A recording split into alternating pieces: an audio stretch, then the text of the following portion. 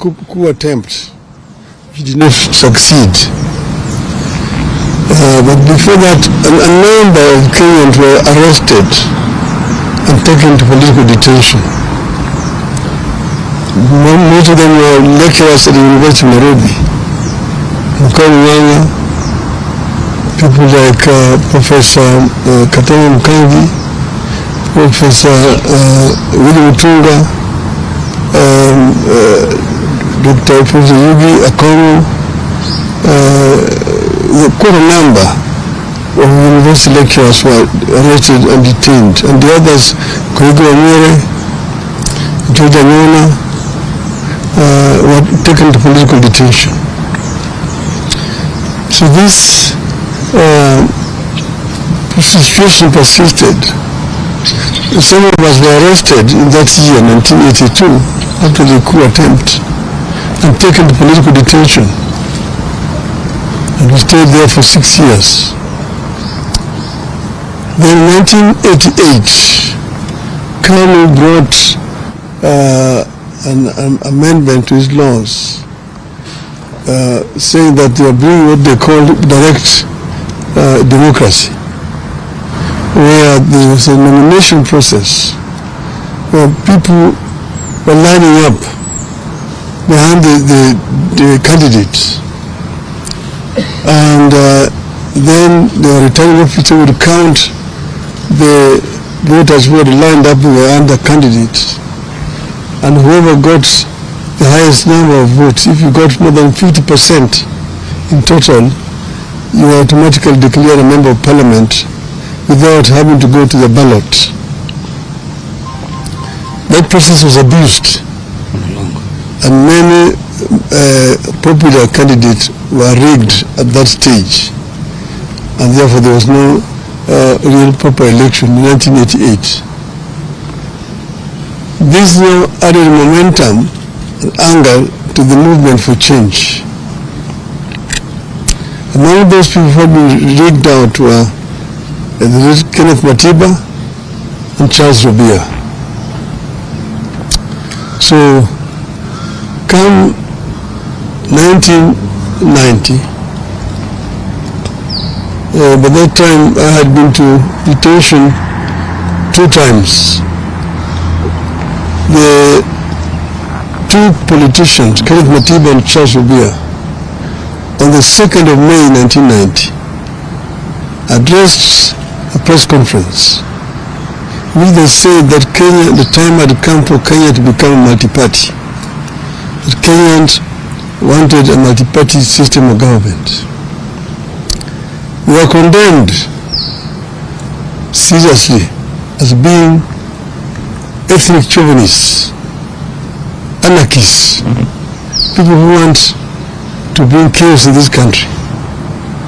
I told that this country was not yet cohesive enough to become multi-party. It will take another 100 years before Kenya became a multi-party system. So these were daydreamers. So the Kanu machinery at that time set off now to demonize the 2 members of parliament, the 3 former members of parliament. And in the process, of course, a number of very inflammatory statements were made, even by some today politicians who are talking about democracy here. You go into the archives, you see the names and what they said at that time. So in the process, Kenneth Matiba came to look for me to arrange for a meeting between him and Raila Odinga, who is my father. I arranged the meeting, and then we met again. They met again with Mr. Robia, Mr. Neko, and after lengthy deliberations, the decision was taken that they would be supported. At that same time, they sent the goons to Matiba's home the following day to attack his family. Matiba's wife was very badly wounded, Edith, and she was admitted to Nairobi Hospital when we went to see her. After that, we, myself and Kenneth Matiba and Charles Obiya made a statement which we said we would go to Kamukunji to ask Kenyans if they were ready for multi-party. And we do it on the day of the 7th of July, that year, 1990. 7th of July, 1990. So after making that statement, we then went on to mobilize for the meeting at Kamukunji. But then, of course, the police officers came to block us from meeting each other. They were stationed in my office at Ajip House, Matiba's office, up there on Koinange Street, and Rubia's office, and Paul Mitchell's, and Gibson Kamau Korea's. On the 2nd of July 1990, Matiba and Rubia were arrested and taken to detention. On the 4th of July, I was arrested and taken to detention. That same night, they arrested Gitobi Manyara, they arrested John Hameno, they arrested now Justice Mohammed Ibrahim, Paul Mute went into hiding, Kamau Korea ran into American Embassy and sought refuge. Keretu Murungi was in Ethiopia and went to America. But that's how it was. But the International Commission of Jurists came up and made a very powerful lobby for the release of Hamenwa and Manyara, and were released. As we remained in detention, and as you know, Rubia is the one who was first affected. He got a very serious infection, was taken to hospital. Eventually, he lost his vocal cords and was released. Matiba suffered a stroke in detention and was removed and eventually brought to the Nairobi Hospital, after which she was then taken to London for treatment. That completely undermined his health permanently. And these two people eventually died because of not old age at that time, but because of the injuries they sustained while in detention. Many people, but in spite of their being detained, the Kenyan people braved it and came out in numbers to go to Kamukunji on the 7th of July 1990. Many people were killed attempting to reach Kamukunji grounds that time. So then, after they came out of detention, then Ford was formed. We formed Ford. After forming Ford, we get pressed and said we were going back to Kamukunji.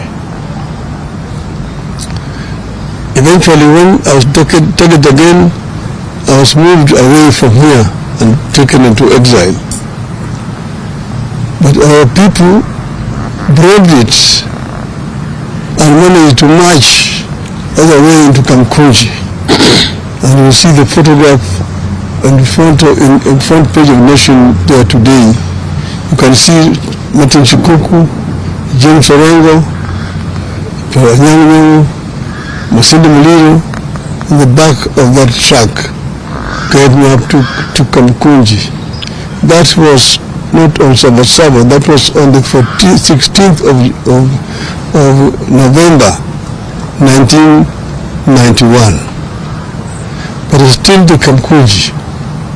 The way Kamukunji is very historical for the second liberation of this country. And that's why we celebrate Saba. The fateful day on which Kenya's struggle for multi-party democracy took the most decisive turn is iconic and historical. It's a day rivaled only by the present day Mashujaa Day, previously Kenyatta Day, that celebrates the arrest and detention of the freedom fighters jointly called the Kapenguria Six. It is regrettable that the recognition and remembrance of Saba has not been consistent in a short period history of 35 years. One moment it is important, the next moment it is not. On this 35th anniversary of Saba, we decided to remember and to set the record straight on its significance, what it was and is, and what we ought to do with the foundation it laid for the country. Before that day, some patriotic Kenyans had demanded the repeal of Section 2A of the Constitution. A number of people, including Kenneth Matiba, Raila Odinga, Muhammad Ibrahim, Toby Manyara, John Hamino, and Charles Rubia, among others, were arrested and detained. It is quite unfortunate that some of the people who were fighting then and who sanctioned those arrests are trying to hide behind Saba to advance their political fortunes. Some of them are alive today and now are masquerading as liberators.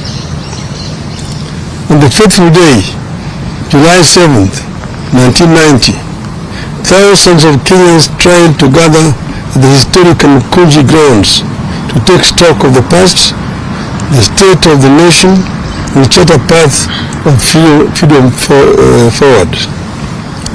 We decided that Saba will be a march for political freedom and liberty, freedom of association, freedom of movement, freedom of expression, and a new democratic constitution founded on multipartyism. Kenyans wanted a fulfillment of the Kenyan dream, which was eradication of poverty, ignorance, disease, and good governance. That clarity of mission is what made Saba different from all other confrontations with the more coming one-party state. Saba therefore was and still is about the sacred and historic grounds of Kamukunji. It was not and is not just another routine street protest in Nairobi or any other town. At Kamukunji is where they held the last Kenya African Union meeting in 1952. It is where Kanu's first rally was also held. It is also where the first Ford meeting was held after registration. Saba had a singular purpose, to the repeal of Section 2A of the Constitution and allow multi-party democracy in Kenya. Saba had clear and known national conveners, Kenneth Matiba, Charles Rubia, and yours truly, Raila Odinga. It was what gave birth to a bigger and powerful forum for the restoration of democracy, Ford. Ford had a known nationally inclusive leadership. Raila Odinga, Philip Gachoka, Ahmed Bangariz, Salim Damwe, Asidi Muliro, Joseph Dende, Kenneth Matiba, Charles Rubia, among others. Saba was inclusive, democratic, and intergenerational. All the young people in and out of the government, professionals, academics, trade unionists, civil society, women groups, and religious groups, all of them found their voice in what it stood for: a people's struggle for good governance, freedom, and equal opportunity for all. It was not one group against the entire nation. It was not community against that community, or of this age against that age. The movement stood for a peaceful and constitutional change of guard.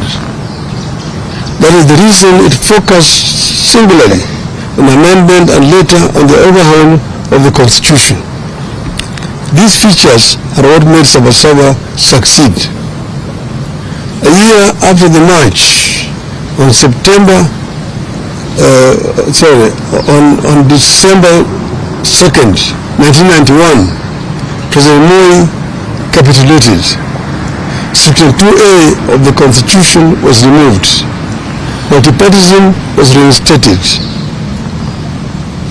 We achieved our core aim, which was to return Kenya to multipartyism. Today, we have more parties than one could imagine then.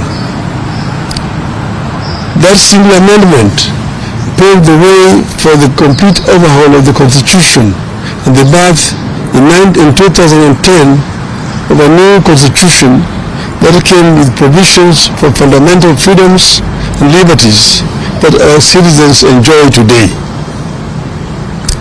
It is clear that many of the ideals espoused by the dreamers behind Saba have become part of the national aspiration. We are a better nation because Saba happened. We have a duty and a responsibility to honor the men and women who dared to dream and to turn out at a time of great peril to themselves and their families.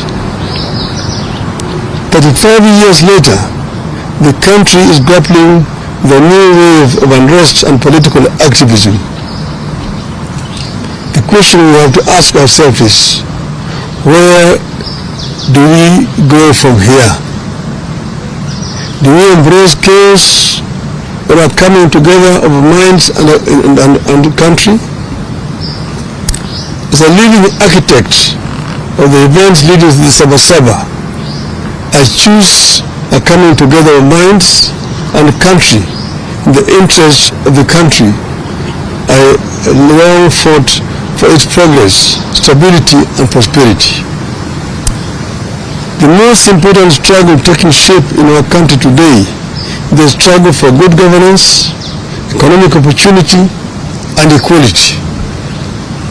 The biggest challenge facing Kenya today and into the foreseeable future is how to expand economic opportunity and lift particularly young Kenyans out of poverty, exclusion, and unemployment. Kenyans are yearning for programs and leaders that prioritize economic inclusivity, social justice, and political freedom. There is no doubt that the country is yearning for legislation that makes our institutions more responsive, programs that ensure adequate funding for services that touch wananchi, changes that make our judiciary free, efficient and progressive, measures that make the executive more accountable and efficient. We must end impunity and corruption within our three arms of government. Our leaders must become modest, ethical, humble, and accountable. What is to be done? What is to be done? I propose an inclusive, intergenerational, national conclave to hear our people across all divides and come up with irreducible reforms and changes necessary to take the country forward. I propose that the country urgently returns to the agenda of comprehensive police reforms, focusing on enhancing accountability, transparency, and improving the police to people relationship. Your rogue police force that shoots people with impunity. And this is a force that we inherited from the colonialists. It has not been reformed to become a people's defender, a people's servant. I propose that the conclave envisage comes up with better and sustainable ways for addressing transparency, accountability, and impunity, especially with regard to corruption, and ensuring that leaders are held accountable for their actions. I propose that the forum comes up with a comprehensive and sustainable strategy for addressing youth unemployment and expansion of opportunities for youth in the formal and informal sectors. Such a national conclave must have clear terms of reference and be populated and held by the most serious and sober minds in our nation. The proceeds of the national dialogue be subjected to a referendum.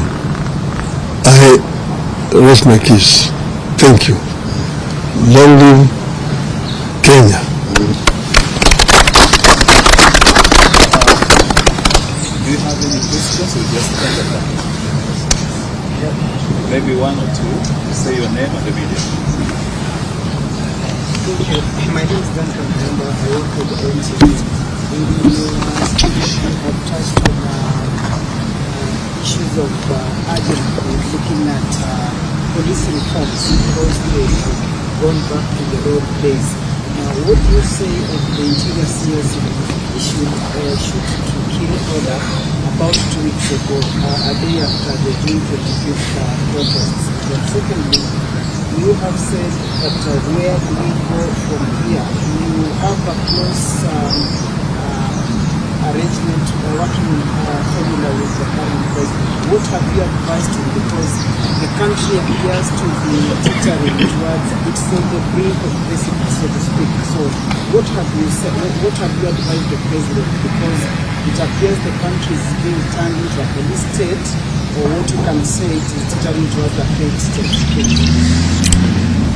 I've talked for a long time about police reforms. Not just this time, not with regard to this regime. In the regime before it, even one before that other regime. I've said that, we inherited a colonial police force. And as you know, the colonial system, colonialism, was meant to rule the natives. It was not a people-friendly government. So what should have happened was to democratize this police force, reform it so that it becomes a service, not a force. It is not enough to just change words, that is from a force to a service. You must take measures to ensure that it's really a service, not a force. And this has not happened in our country. I've given examples of where it has happened. For example, in Tanzania. And you see a police force which are people friendly and also not trigger happy. About the ministry we're talking about, I said it was totally out of order. And they apologized to me. And they apologized to me and to the people. And they said the day before that police should handle people with care. So, yeah. Okay. That's fine. Just one. No. Just to say. Let's end there. Okay. Yes. Oh, okay. Thank you. I just wanted to know and find out. My name is Seto Lale from Citizen TV. Your proposals, as you put them, are there also the thoughts being shared by the president towards this, and what happens if this particular proposal is not taken into account? Well, I've addressed the nation, and the president is part of the nation. And asking it applies to him as much as it applies to the other people. So I'm not partisan in no way. This is a proposal that is coming to me and from my party also. the ODM. This is our stand as a party. Okay. Thank you.